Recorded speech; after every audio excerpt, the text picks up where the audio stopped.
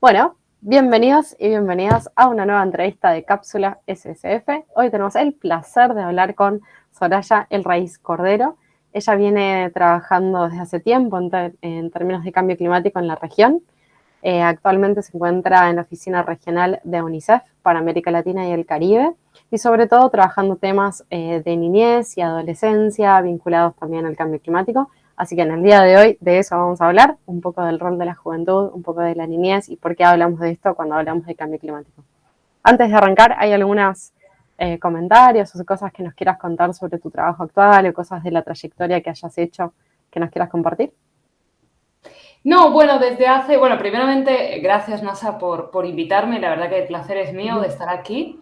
Y bueno, realmente, como decías, ya desde hace un tiempo vengo trabajando en temáticas de cambio climático y medio ambiente y ahora de una manera más recientemente me uní al equipo de UNICEF, donde sobre todo lo que estamos tratando es de poner sobre la mesa una dimensión del cambio climático que tal vez sí se empieza cada vez más a escuchar, pero que todavía es como una deuda pendiente de la agenda de cambio climático, que es la vinculación con los derechos de la infancia, ¿no? Y cómo realmente cuando hablamos de cambio climático deberíamos de estar hablando de niñez y deberíamos estar hablando de juventud.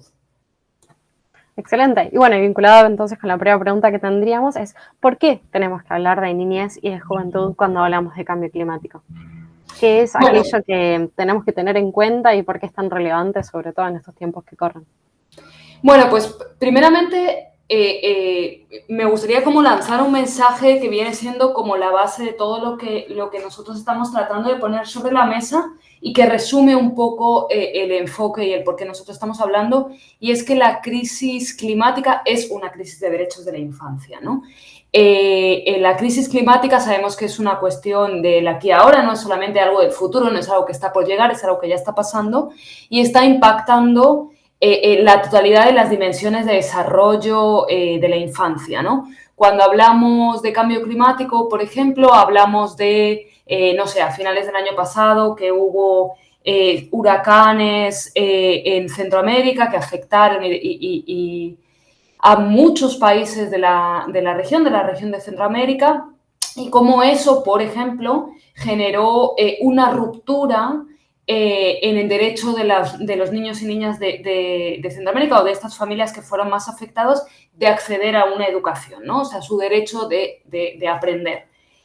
Tanto porque los huracanes y otros eventos adversos pueden dañar la infraestructura escolar, como por ejemplo los caminos, etcétera. Y otro ejemplo de eso podría ser el COVID-19 y cómo cómo ha afectado y cómo sigue afectando, por ejemplo, a la educación. Pero no solamente eso, ¿no? El cambio climático, por ejemplo, puede estar dañando, o está dañando los medios de vida de las familias, lo cual también está generando que ellos y ellas vayan adquiriendo mayores responsabilidades en el seno familiar. Incluso en algunos casos se están llegando a incorporar al mercado laboral. Entonces, bueno, decimos de esta manera que el cambio climático es una crisis, o sea, la crisis climática es una crisis de derechos de la infancia, y si bien, a pesar de que ellos y ellas son los menos responsables de esta situación, son los que más van a estar sufriendo sus consecuencias, ¿no? UNICEF recientemente ha lanzado un informe que es el índice de riesgo climático de la infancia, donde donde se expone por primera vez la cantidad de niños y niñas que están expuestos a la crisis climática ambiental, ¿no? Este estudio es un hito clave para la agenda de derechos de la infancia y cambio climático, ya que nos permite definir dónde los niños están siendo más expuestos, dónde se encuentran, ¿no? Físicamente, en qué países, en qué territorios, y además saber de qué manera son más vulnerables, ¿no? Este tema de vulnerabilidad tiene mucho que ver con el acceso a los servicios y sistemas, como por ejemplo servicios, como decía antes, sistemas, como decía antes, de educación, pero también, por ejemplo, servicios de agua, saneamiento, higiene, salud, etcétera. Y de esta manera, sabiendo dónde y cómo, podríamos acercarnos también, podríamos implementar una acción más efectiva, ¿no? Sí, realmente yo creo que este estudio además nos da unos números que tal vez podrían ser interesantes como para entender un poquito cuál sería la magnitud del problema que estaríamos hablando. Y es, por ejemplo, 9 de cada 10 niños, niñas y adolescentes en América Latina y el Caribe, en nuestra región, están expuestos a al menos 2 crisis climáticas y ambientales superpuestas, ¿no? Estas crisis climáticas y ambientales, además, actúan de manera superpuesta, ¿no? Sus efectos se magnifican cada vez que se van añadiendo, pues no es lo mismo, no sé, estar expuesto solo a la contaminación del aire o la contaminación del aire y te llega un huracán y además hay olas de calor, hay una escasez de agua, por ejemplo, junto con una ola de calor y cómo todo esto se incrementa, ¿no? Y algunos otros datos, por ejemplo, tenemos que 7 de cada 10 niños están expuestos al dengue, por ejemplo, dengue que es una de las enfermedades sensibles al clima y con una amplia incidencia en nuestra región y que genera también unos problemas de salud muy grandes en la niñez, o 3 de cada 10 niños estarían expuestos a la escasez de agua, ¿no? Lo cual también está muy vinculado ya no solamente con el cambio climático, sino también con la degradación ambiental y con el manejo y la gestión de los recursos naturales y él cómo lo estaría, porque bueno, finalmente sabemos que tal vez hablamos de cambio climático de una manera más genérica, pero también estaríamos abordándolo desde el lado de la degradación ambiental, que son 2 fenómenos que casi que tienen las mismas causas y van muy interconectados, ¿no? Súper interesante. La verdad es que creo que un índice como esto realmente nos puede abrir los ojos, ¿no? De cómo realmente todo el cambio climático afecta a los niños, a los adolescentes. Y también es información para actuar, ¿no? Es información que uno puede tomar para poder después identificar poblaciones vulnerables y tomar acciones, hacer política pública, tomar decisiones y fortalecer las capacidades de esas comunidades. Así que es súper interesante esta perspectiva. Y hablando de esto, siento que estamos colocando como un poco a los jóvenes en un rol también reconociendo su vulnerabilidad, pero mi pregunta es, ¿cuál es el rol que tienen los jóvenes frente a la lucha contra el cambio climático? O sea, ¿es solo desde un rol de vulnerabilidad o hay más? No, por supuesto que hay mucho más allá, ¿no? Nosotros estamos abogando por el reconocimiento de los niños, niñas y adolescentes como población especialmente vulnerable al cambio climático y a la degradación ambiental, pero por supuesto que no son solamente víctimas y que no son víctimas pasivas, ¿no? Bueno, ya lo estamos viendo y la verdad que cada vez es más increíble cómo los jóvenes se están levantando, cómo los niños, ¿no? O sea, hablamos de juventud en sentido amplio, pero también hablamos de niñez en específico y en particular, ¿no? Cómo se están levantando, cómo están tomando los medios de comunicación, las redes sociales, las calles, cómo están alzando sus voces y cómo están exigiendo y demandando desde sus posiciones y desde sus vivencias una acción, ¿no?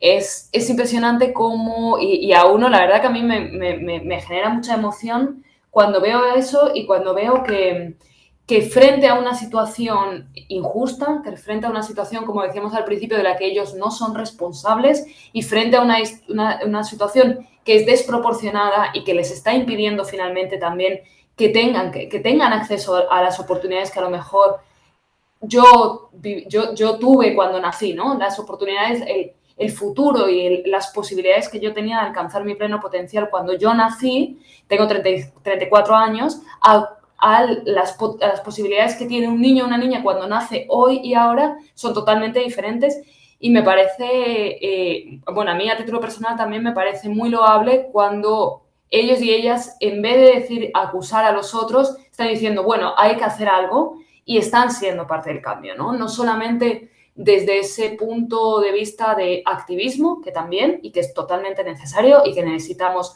a jóvenes en las calles alzando sus voces, diciendo, exigiendo, demandando, pero no se queda solamente ahí, no se queda simplemente en el pedir responsabilidades de otro, sino que están actuando, ¿no? Se está actuando desde los niveles más locales hasta los niveles más internacionales. Todos conocemos a Greta como un máximo exponente, tal vez en la comunidad internacional, pero existen muchas otras personas, muchos otros jóvenes que están y niños que están actuando y que están siendo parte y la verdad que yo creo que ese es su papel, ¿no? Su papel es el de exigir por un espacio exigir por una acción y también poner sobre la mesa este tema de la deuda intergeneracional, ¿no? Que muchas veces queda olvidado, queda como que no es parte de la conversación, no se menciona o se menciona de pasada, pero el tema de la justicia y de la equidad intergeneracional está siendo también parte de sus demandas y debería de ser así, ¿no? Deberían de exigir o de esa acción, ese actuar, esa urgencia, ¿no? Porque también la juventud tiene... bueno, hay muchas veces cuando hablando con jóvenes y haciéndoles estas mismas preguntas, ¿no? ¿Cuáles son el papel que tú crees que tienes? Muchas veces te dicen, bueno, yo tengo el papel de actuar también desde el rol y desde el papel que yo soy, ¿no? Yo soy un joven, no tengo no sé, las experiencias, los lenguajes, los tecnicismos que puede tener un adulto, una persona con una carrera de 20 años en cambio climático, pero tengo un enfoque y tengo una perspectiva que es totalmente válida y totalmente necesaria, ¿no? Y son otros enfoques, otras necesidades y otras experiencias y vivencias que realmente son totalmente necesarias para que llevemos adelante también una acción inclusiva, porque al final sabemos que el tema del cambio climático y la degradación del medio ambiente es algo de todos, ¿no? No es solamente de los tomadores de decisión, no solamente es de las mujeres, no solamente es de los pueblos indígenas, es de todos y es de todas y necesitamos que también cada uno actúe desde su rol y desde su papel, ¿no? Sí, totalmente, totalmente. ¿Hay así algún ejemplo de algún niño, alguna niña, algún joven o alguna joven que se te venga a la mente, que te inspira, que cuando lo ves decís, wow, qué lindo este proyecto, o este liderazgo, o esto que hicieron relacionado con, no sé, la protección del ambiente o el cambio climático? Bueno, yo creo que en la región tenemos una gran cantidad de personas que son líderes, ¿no? Que son líderes y que son lideresas y que son ejemplo también para otros. Bueno, tenemos a Sara Kognuk, tenemos a Nicole Becker, tenemos a Julieta de Tremendas, tenemos a Valerie Salas, a muchas personas que estarían desde sus lugares, desde diferentes temáticas también, ¿no? Porque eso es lo interesante también, cómo se actúa desde el feminismo, se actúa desde la ecología, se actúa desde los pueblos indígenas, cómo también tenemos dentro de la juventud estos representantes de la pluralidad. Y cómo también estos representantes, cuando uno piensa a lo mejor en los jóvenes, como decíamos antes, uno se va a 20, 24 años, pero como tenemos también ejemplos de personas pequeñas, de niños, de niñas, que están sumándose, ¿no? Por ejemplo, a mí me viene a la mente ahora María Marshall, que es una chica del Caribe, que tiene 11 años, creo que ahora son 12, y cómo ella empezó un proyecto que, bueno, ahora se ha convertido, ya ha hecho un documental y ya está tomando muchísima fuerza, en el que ella, bueno, procedente de San Lucia, si no recuerdo mal, una isla del Caribe, ella se dio cuenta de la cantidad de basura que había en las playas, pero que no era además una basura que producía la gente de San Lucia, sino que venía con el oleaje, con las mareas, etcétera, ¿no? Entonces, como ella empezó con una acción súper local, que fue empezar a limpiar las playas, ella recogía la basura, empezó a mirar también, empezó a observarla, empezó a tal, y cómo de ahí se ha convertido también en un ícono que además se está conectando con otros niños y niñas de otras regiones, del Pacífico, por ejemplo, que comparten las mismas problemáticas, que comparten las mismas dificultades, como por ejemplo en este caso el pertenecer a un pequeño estado insular, que si bien antes hablábamos al principio de la vulnerabilidad de los niños y niñas al cambio climático, todavía es más, por ejemplo, en un pequeño país insular como San Lucia, donde la subida del nivel del mar es un país también totalmente plano, va a generar una afectación mucho mayor y más repentina que en otros lugares, y cómo ella, frente a eso, decide pararse y actuar, ¿no? Y cómo, más allá también de la acción local que ella pueda estar haciendo, que es totalmente importante y loable, también cómo esa capacidad de inspirar, de motivar el movimiento y la acción de otros, y cómo otros jóvenes lo ven y dicen, mira, ella pudo, mira lo que ella está haciendo y yo puedo hacer lo mismo, ¿no? Lo cual también es muy bonito y también genera, estrecha las distancias, ¿no? Y está generando esos puentes. Genial, hermoso, sí, la realidad es que creo, también nosotros lo veíamos, ¿no? La encuesta que habíamos hecho, a través de la RCOI, justamente cuando le preguntábamos a mucho qué es lo que más te inspira a los propios jóvenes, muchas veces contestaban que eran los propios jóvenes, o sea, eran los propios compañeros. Ver que tomaban acción, que se sumaban a una limpieza, que iban a una marcha, que compartían una campaña, que eran parte de una organización. Y todo eso es lo que muchas veces genera optimismo dentro de esta misma masa crítica de jóvenes. Yendo al sentimiento contrario, voy a ir con 3 preguntas que que venimos trabajando con todas las personas que hacemos las entrevistas. Y la primera tiene que ver con qué es lo que más te indigna hoy en día a título personal. ¿Qué es algo que ves las noticias, abrís, te enterás o observás en la realidad todavía hoy en día y decís, no puedo creer que esto esté pasando? Algo que te indigne. Bueno, para mí, a lo mejor no tiene que ver con una noticia o una cuestión puntual, sino más bien con algo, con la situación en general que estamos viviendo alrededor de la emergencia climática climática y ambiental, que es la inacción, ¿no? Para mí, la verdad que yo no puedo creer cómo y la inacción en todos los sentidos, ¿ya? Desde el sentido desde las personas hasta los gobiernos, ¿no? Yo no puedo creer, la verdad, que con tanta información, con tanta evidencia, y no solamente con información y evidencia que nos dice qué está pasando, sino con tanta información y evidencia que nos dice qué tenemos que hacer. Yo no puedo creer que sigamos estando en este punto de la historia, ¿no? Yo podría haber entendido esto hace X años, cuando no estaba la información, cuando no se sabía, cuando todavía no se creía, pero actualmente hay una comunidad científica muy posicionada, con muchos datos, hay muchas organizaciones desde sociedad civil, incluso también gobiernos que están motivando esto y a mí me indigna esa inacción. Y otra cosa que me indigna también es no solamente la inacción, sino también la exclusión, ¿no? Me indigna cómo siguen habiendo grupos sociales o países o comunidades que siguen sistemáticamente excluidos realmente esto podríamos estar hablando de la acción climática en específico, que es lo que nos trae aquí, pero también es en general de la toma de decisiones, del desarrollo, etcétera, ¿no? Cómo podemos seguir excluyendo de los espacios a la población indígena, a las feministas, a las mujeres, a los niños, los jóvenes, adolescentes, cómo podemos seguir sistemáticamente haciendo políticas públicas para unos cuantos y no para todos, ¿no? Total, comparto totalmente la indignación. Creo que sí, que son puntos y momentos en la historia en la que a veces hasta sorprende, ¿no? Como la evidencia está a la vista, el camino podría estar trazado, entonces es cuestión de hacerlo. Y cierto, hay como una inercia en la acción climática o también de la protección de los derechos de distintas comunidades más vulnerables y en la línea de proteger a la naturaleza que no aparece. Entonces sí, seguir trabajando en esa línea. Y en contraposición, ¿qué es lo que más te hace sentir optimismo? ¿Cuáles son las cosas que ves, las personas que escuchás, las situaciones que suceden, que decís, bueno, sí, pero el futuro va a ser mejor? O sea, realmente se puede, están las herramientas, es por acá. ¿Qué cosas te hacen sentir así? Mira, para mí una de las cosas, ya lo he dicho antes en algún momento, que es, yo repito, tengo 34 años, yo cuando nací no se hablaba de esto.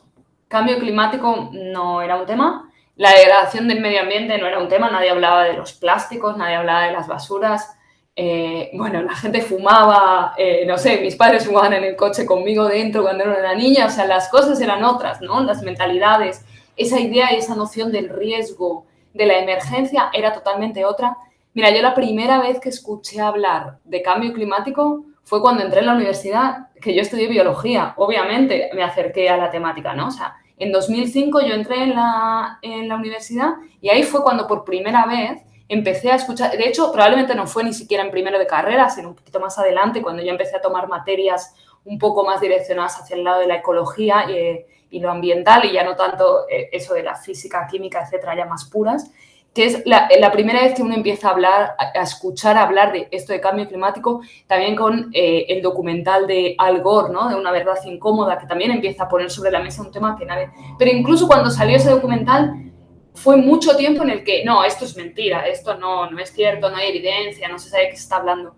Entonces, o sea, me refiero, la diferencia con ahora, en el que los niños y niñas están naciendo y están escuchando y saben desde pequeños qué significa, a lo mejor no con esa palabra, pero saben qué significa la sostenibilidad, qué significa el desarrollo sostenible, qué significa el medio ambiente, la naturaleza y por qué debemos de cuidarlos y cuál es su papel también cuidándolo, ¿no? A mí eso me da mucho optimismo, me da optimismo en saber que desde bien pequeños y pequeñas estamos empezando a tener una sociedad que es cada vez más consciente y muchas veces no, sabemos que la educación tiene un potencial transformador, sabemos que la educación es capaz de generar cambios muy profundos en las sociedades y cómo hay una diferencia o cómo habrá una diferencia también en las sociedades que te decía, yo nací donde este no era un tema y en las que ahora están naciendo en el que ya tienen puesto ese chip, ¿no? Y eso a mí me genera mucho optimismo porque me da a pensar que también estos niños que van a ser las sociedades del futuro o los tomadores de decisión del futuro, por así decirlo, pero bueno, también son las sociedades de la hora, van a ser capaces de generar un cambio, ¿no?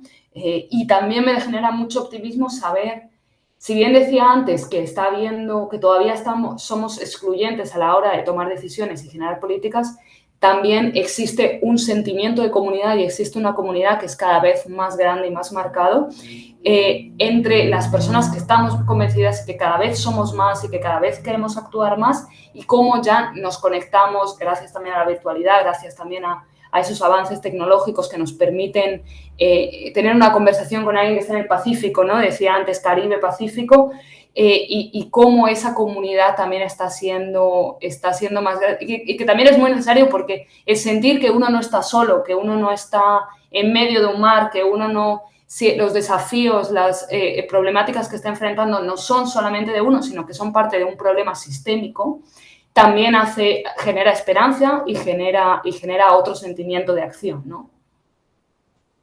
Total, hermoso. De hecho, creo que a título personal también, cuando uno toma conciencia de todos los problemas que hay, las múltiples crisis ambientales, el problema es tan complejo que es totalmente imposible e inabarcable para una sola persona. Entonces, cuando aparece ese sentimiento, darte cuenta de que aquella organización también está trabajando en la misma perspectiva, aquellos jóvenes están tomando esta iniciativa, aquellos ya lo están enunciando, está un nuevo documental de no sé qué, un nuevo paper, una nueva investigación, y es como empieza a darse la sensación de que somos todos los que tenemos que ser para que la transición se haga, sea justa y exista. Entonces ese sentimiento claramente da aliento y da ganas de ser parte. Voy a ir con la última pregunta, que es, si pudieras pedir un deseo, primero tenés que elegir un ser mágico, puede ser gracioso, puede ser el genio de Aladina, o puede ser una de madrina, puede ser lo que te inventes, tenés que elegir a qué ser mágico le pedirías un deseo. Y tu deseo tiene que ser relacionado con qué le pedirías para hacer tal vez más y mejor tu trabajo, o para ayudar a ser parte de la solución, o algo que te gustaría ver en el mundo. Desde el punto de vista desde lo soñador, pero también, bueno, desde el punto de vista de algo que podría llegar a ser plausible. Bueno, ser mágico, me he quedado pensando en esa. Bueno, yo creo que también como estamos hablando de niños, como estamos hablando de jóvenes, de adolescentes, yo como ser mágico voy a elegir al ratoncito Pérez. No sé cómo lo Bien, conocido. Lo llamáis igual. El ratón Pérez, ¿no? Lo mismo. Sí. Sí, porque además tiene como ese papel mágico en el que tú le dejas algo debajo de la almohada, no sé, un trocito de plástico, vamos a soñar, y va a ser capaz de de ponernos la herramienta, la clave así, ¿no? Debajo. Es hermoso. Y la otra pregunta era... ¿Qué le pedirías, qué deseo le pedirías para que tu trabajo tenga más impacto y más rápido, mayor o más alcance? ¿Qué te gustaría ver? Bueno, yo creo que desde ese lado, yo creo que para mí una de las claves sería la voluntad política, ¿no? Mi deseo sería voluntad política. Y una voluntad política que no solamente se quede ahí, no necesitamos, bueno, yo creo que Greta en su discurso en el Youth for Climate lo dijo muy claramente, ¿no? No más bla, bla, bla, necesitamos ir beyond, bla, bla, bla, más allá. Necesitamos no solamente voluntad, necesitamos acción, pero bueno, la acción empieza por una voluntad y empieza por un compromiso y necesitamos gobiernos comprometidos porque realmente son los mayores aliados que necesitamos tener en nuestro lado, ¿no? Como decíamos antes, la acción climática debe emprenderse desde todos los sectores de la sociedad, pero nuestro mayor aliado debe ser el gobierno, que al final es quien decide hacia dónde van los ejes de desarrollo, hacia dónde van los recursos del Estado y sienta un poco esas bases. Necesitamos que estén ahí. Necesitamos que los gobiernos finalmente generen una inversión, necesitamos que generen una inversión en adaptación al cambio climático, en infraestructuras resilientes. Necesitamos que, como decíamos al principio, esos servicios y sistemas de los que los niños dependen sean resilientes, entiendan el riesgo, lo incorporen y ayuden a que los niños y niñas también se puedan enfrentar con herramientas a estas crisis que ya están actuando. Necesitamos, como hablábamos, de una educación ambiental con ese potencial transformador que permita a los niños también tener esos conocimientos y habilidades para el desarrollo de sociedades más justas, más inclusivas y basadas en la ecología, y además también con escuelas que sean seguras, ¿no? En escuelas que sean seguras, que sean resilientes, donde se pueda estudiar y donde se pueda aprender, porque lastimosamente todavía, por ejemplo, en un mundo con olas de calor que son cada vez más frecuentes y más recurrentes, no tener un sistema de refrigeramiento hace que ellos no puedan estudiar, ¿no? Por mucho que tengamos lo que son 4 paredes, un techo y un suelo donde estudiar, es imposible enfrentar estas situaciones, ¿no? Necesitamos también que haya ese compromiso para que ellos y ellas y sus necesidades estén incluidas en las políticas, ¿no? Porque las políticas públicas finalmente son un catalizador, como decíamos antes, ¿no? Desbloquean recursos, desbloquean acciones, esfuerzos, perspectivas, y necesitamos, por lo tanto, que estén ahí. Y finalmente también, pero no menos importante, también necesitamos esos espacios de negociación, de discusión, de conversación, sean intergeneracionales, ¿no? Y permitan o integren a los niños, niñas y adolescentes y jóvenes de una manera significativa. Porque además también hay un punto, y que tiene que ver también con este tema de voluntad, y que tiene que ver con este tema de incluir esa perspectiva de niñez. Y es que, por ejemplo, uno cuando revisa las NDCs, cuando revisa las políticas, las estrategias, los planes de mitigación, bueno, todas estos documentos, políticas, planes, estrategias que los gobiernos en el marco del Acuerdo de París y de su gobernanza propia han desarrollado en torno a la temática de cambio climático y medio ambiente, uno ve recurrentemente cómo los gobiernos se están comprometiendo con la neutralidad de carbono, pero un compromiso a 2050, por ejemplo, y cómo la falta de esa perspectiva intergeneracional está impidiéndoles ver que ese compromiso en realidad es una deuda más que se está colocando a otras generaciones, ¿no?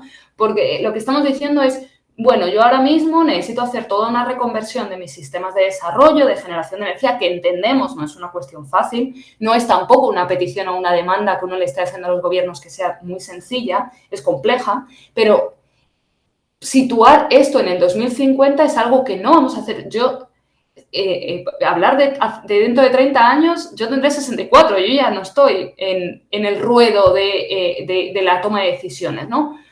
Entonces ya son otros a los que les estamos pasando eso, ¿no? Entonces ese sentimiento de la deuda intergeneracional, de la justicia,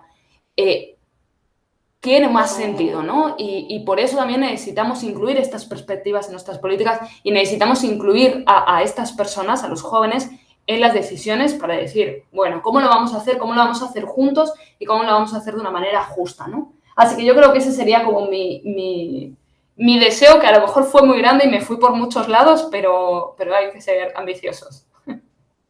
Totalmente, totalmente, súper válida.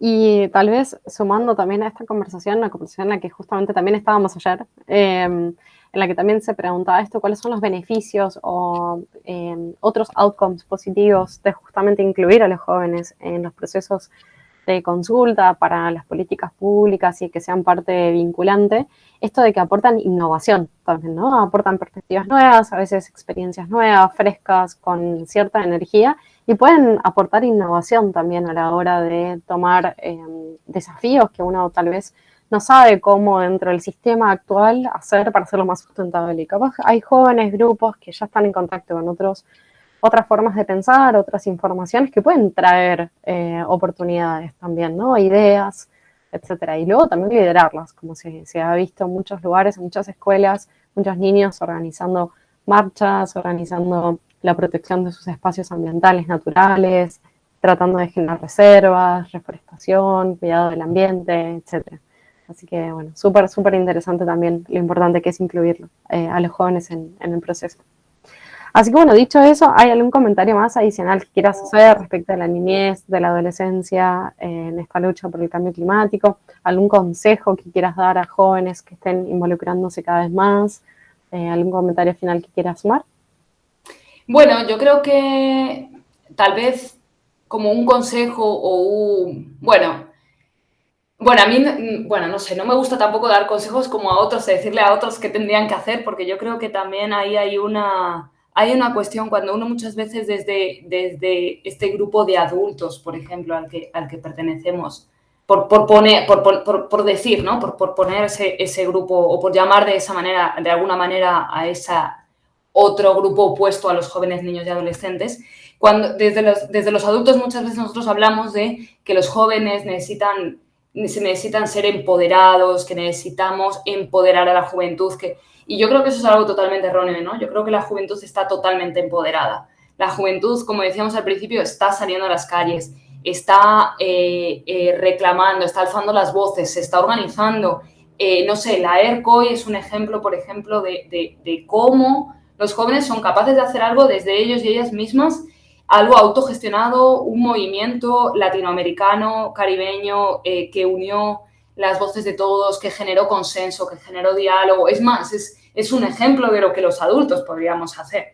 O sea, vosotros estáis haciendo ese ejemplo, ¿no? Estáis sentando las bases y estáis diciéndonos, oye, así deberíais de estar haciendo, ¿no? Y nosotros desde los adultos no deberíamos de ponernos en esa posición tampoco de superior o por encima de decir yo te voy a empoderar, sino todo lo contrario, sino que lo que nosotros como adultos tenemos que hacer es ofrecer esas oportunidades, pero ellos ya tienen el poder, ellos ya tienen la capacidad, y yo creo que ese es un poco el mensaje que yo lanzaría, que es, estáis por el buen camino, estáis haciéndolo bien, estáis realmente siendo el motor de cambio, siendo el ejemplo de lo que en un futuro se estudiará como el movimiento de jóvenes que se alzó por el cambio climático y que generó muchos cambios y muchos resultados. Entonces yo más bien lo que haría sería alentar por seguir haciendo eso y por seguir reclamando esos espacios, porque de verdad son muy necesarios, ¿no? Vuestras voces, vuestra sinceridad, vuestros puntos de vista son necesarios y la verdad que más bien sería como un gracias y un agradecer ese compromiso y ese liderazgo que desde la juventud y desde la niñez se está viendo en esta temática de cambio climático, ¿no? Qué hermosas palabras, gracias. Bueno, dicho eso, con esto si querés concluimos la entrevista. Gracias por todo el aporte, creo que desde UNICEF están también haciendo un trabajo increíble. Y también invitar a que visiten y vean el paquete de herramientas para jóvenes activistas que también está disponible online en varios idiomas, si no me equivoco, si querés corregirme en qué idiomas está disponible. Pero que tiene varios cuadernillos como sobre el Acuerdo de Escazú, sobre el Acuerdo de París, tiene un glosario climático, ahora hay uno nuevo sobre prepárate para actuar, ¿no? Entonces, me parece que todo este tipo de documentos y de herramientas también pueden ser muy útiles, sobre todo para jóvenes que recién están entrando en el tema de cambio climático y que quieran saber más o tener una buena guía, me parece que es muy lindo. Y tal vez contar que fue co-construido con jóvenes, ¿no? O sea, no fue algo que solamente surgió desde, como decías, desde los adultos, sino también fue en alianza entre brindar las oportunidades, las herramientas y jóvenes que también aportaron su mirada. Sí, exactamente. Muchas gracias por comentarlo. También ese paquete de herramientas para jóvenes activistas por el clima surge efectivamente de una conversación entre UNICEF y diversos jóvenes de la región, donde nosotros, en ese esfuerzo que estamos implementando en la Agenda de Cambio Climático, siempre destinamos o siempre queremos trabajar junto con los jóvenes porque son nuestros aliados, son las personas que deberíamos, o sea, como decíamos, ellos son los que nos están dando luces en el camino que debemos de seguir. Y ellos y ellas nos indicaron que uno de los desafíos que más existen o que más tienen para una participación significativa es muchas veces el acceso a la información, ¿no? Como existe un acuerdo de París, existe un acuerdo de Escazú, existe en castellano incluso, pero no lo comprenden, ¿no? Porque realmente es difícil, porque realmente si uno no ha estudiado leyes, por ejemplo, y no tiene conocimientos de derecho, es muy difícil entender el acuerdo de Escazú, incluso algunas partes también del acuerdo de París, que si bien es más sencillo y más digerible, también presenta cierta complejidad en muchos de sus artículos, o como a lo mejor muchos temas de la gobernanza climática, que son muchos acuerdos, muchos documentos, muchos espacios, nombres, siglas, son complejos de entender y cómo muchas veces cuando uno quiere entrar en este mundo se pierde, ¿no? Se pierde por los tecnicismos, se pierde porque mucha información está en inglés, se pierde por muchas cosas, ¿no? Como decíamos, por ejemplo, niños, niñas de 11, 12 años que se están tratando, que les interesa el tema y que quieren empezar, es muy difícil que lo hagan, pero no hace falta tener 12 años, también puedes tener 20, 24 años y tener dificultades para entenderlo, ¿no? No es una cuestión de la edad, ni mucho menos. Entonces, nosotros desde UNICEF y junto con la juventud hemos creado este paquete de herramientas que, como bien decías, NASA, hasta ahora tiene 7 cuadernillos y es un proceso en construcción y que trata de acercar todas estas temáticas. El último que hemos lanzado es sobre la calidad del aire. También como una serie a lo mejor más temática en la que vamos a empezar a avanzar también, que es hablemos sobre calidad del aire, entendamos qué es la calidad del aire, dónde estamos, qué significa y entendamos de qué manera también podemos ser parte de esa movilización por el aire puro, ¿no?